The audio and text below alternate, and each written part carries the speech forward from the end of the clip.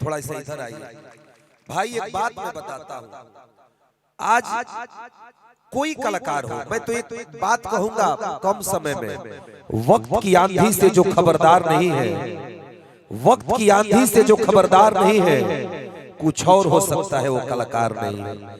आप जीते हैं बाबा ना, आप कलाकारों के लिए जीते हैं। और गूगल पे सर्च करिए, यूट्यूब पे दिखे या ना दिखे, लेकिन आज गूगल भगवान से पूछिए कि भोजपुरी का सबसे प्रख्यात संगीतकार कौन है, तो आपके धरती के बेटे का नाम गूगल बताएगा। ये साधारण बात नहीं है। ताली बजा के सम्मान दीजिए बाबा। भगवान नारायण यदि आपको इस धरती पे नहीं जन्म दिए होते तो हमारी पार्श्व गायिका प्रियंका सिंह जी, हमारे पूज्य पीठाधीश्वर, और एक से बढ़कर एक कलाकारों को कौन बुलाता। आप तो बड़े भाई हैं, कितना हम लोगों को सुनते हैं। हम लोग आपसे कुछ कहते भी हैं, आपसे झगड़ते भी हैं, फिर आपके आंचल में आके छुप जाते हैं, आपका ममता पाते हैं, आपका प्यार पाते हैं। यही आपका प्यार है, हम लोगों पे बनाए रखिएगा। हम बस यही आग्रह करेंगे। आप हम लोगों के बातों से नाराज जिस दिन हो जाइएगा ना, उस दिन भोजपुरी के आंगन में अंधकार आ जाएगा, अंधेरा छा जाएगा। आप मुस्कुराते रहिएगा। एक बार बाबा के लिए ताली बजाइए, जोरदार में आग्रह करूंगा। सम्मान दीदी का करिए। भोजपुरी की बेटी हमारी पार्श्व गायिका प्रियंका सिंह जी का सम्मान हो रहा है।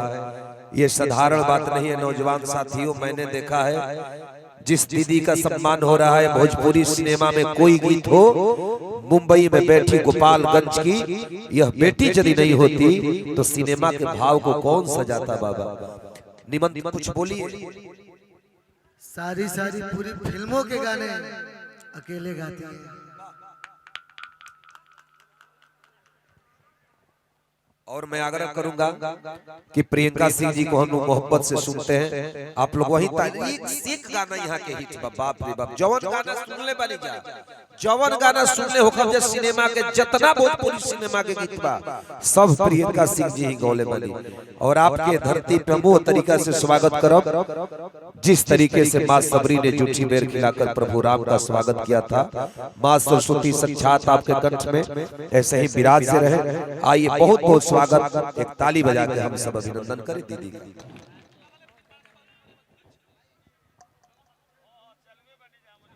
सबसे पहले आप सभी को मैं नमस्कार करती हूँ। एक जोरदार ताली बजाकर अपनी इस बेटी को आशीर्वाद दे दीजिए। Thank you. बातें तो बहुत सारी हैं कहने के लिए, लेकिन चूंकि बहुत रात हो चुकी है और बहुत सारे कलाकार अभी भी बैठे हुए हैं, सब बहुत दूर दूर से आए हैं। मैं भी मुंबई से आई हूँ, मेरी माता जी भी आई हैं हमारे साथ। आदरणीय गुरुदेव जी भी मंच पर हैं, टूना बाबा जी, अयोध्या के महंत दास ब्रिजमोहन दास जी, और सानिया जी हैं। एक छोटा बच्चा है आर्यन बाबू, बहुत कमाल का गाता है ये भी। और बहुत सारे कलाकार हैं जिनके मैं नाम नहीं ले पाई, वो मुझे क्षमा करें। और सब ने बहुत अच्छा गाया। दो शब्द मैं मुन्ना जी के लिए कहना चाहती हूँ कि मुन्ना दुबे जी आइए बाबा, यहाँ पर आइए। पहले आप लोग इनके लिए एक जोरदार ताली बजाइए। मैं चाहती हूँ इनके लिए एक जोरदार ताली हो, जोरदार ताली, यही जोरदार ताली, जोरदार ताली। कैसे भोजपुरिया ताली? हाँ अब हुआ ना। मैं इनके बारे में ये बताना चाहती हूँ कि अगर बाबा नहीं होते इस धरती से तो हम सभी कलाकार शायद यहाँ पर नहीं आ पाते। और मुन्ना दुबे जी के लिए कहने को बहुत सारी बातें हैं, लेकिन एक लाइन में यही कहूँगी कि हमारे भोजपुरी इंडस्ट्री के वन ऑफ द टॉप 1 में मुन्ना दुबे जी का नाम आता है, म्यूजिक डायरेक्शन में, गीत संगीत में। और बाबा के तमाम बहुत सारे ऐसे गाने हैं जो मैंने फिल्मों में गाए हैं, बहुत सारे गाने अनगिनत। शायद मैं एक एक लाइन भी गाऊं तो पूरी रात बीत जाए, बट गाने खत्म ना हो। तो एक जोरदार ताली बाबा के लिए एक बार और। Thank you. और मैं एक दो लाइन बस सुनाऊंगी और आप सबका आशीर्वाद चाहूंगी। आइए।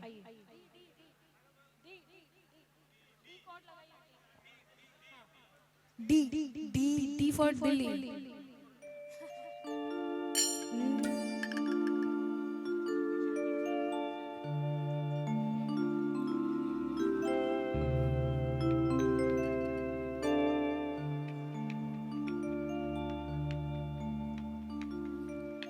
चाहे ज़माना हमें जियते मुआदे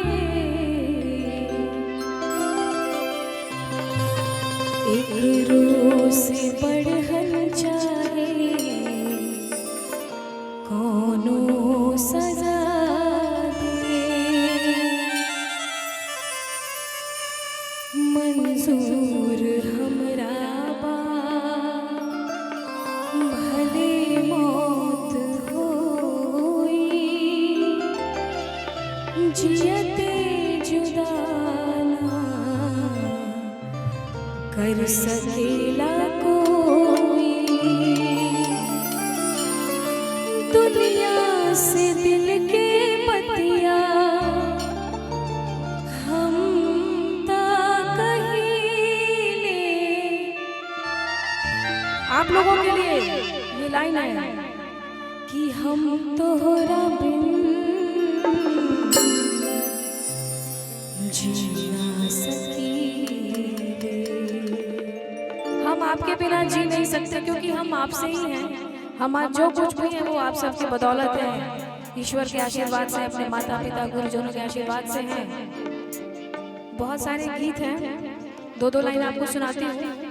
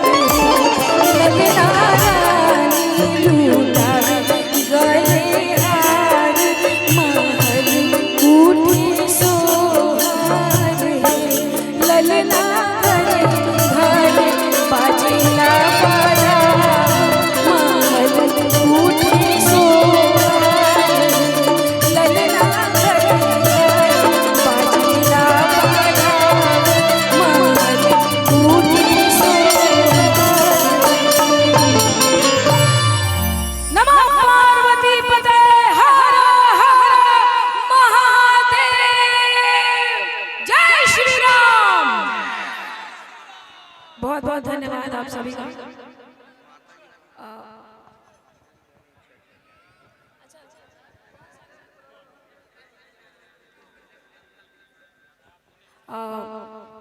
एक सॉन्ग मेरा आज एक रिलीज हुआ है, वो सभी लोगों की इच्छा है कि यहाँ पर उसका इनॉग्रेशन हो।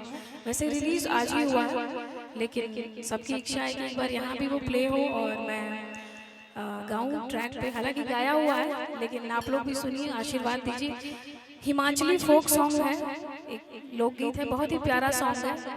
और इस गीत में जो है एक लड़की जो है अपनी माँ से पूछती है कि चूंकि उसका प्रेमी जो है चंबा है, हिमाचल प्रदेश में एक जगह है, तो वहाँ पर उसका प्रेमी रहता है। तो इस गीत का वही भाव है कि पूछती है कि चंबा कितनी दूर है। तो ये एक सॉन्ग है लास्ट, इसको आप लोग सुनिए और अपना प्यार दीजिए। Thank you. पे बहुत अलग अलग तरह के फ्यूजन गाने हैं मेरे। अच्छा लगे तो एक जोरदार ताली बजा के आशीर्वाद दे दीजिए। Thank you so much. नमस्कार।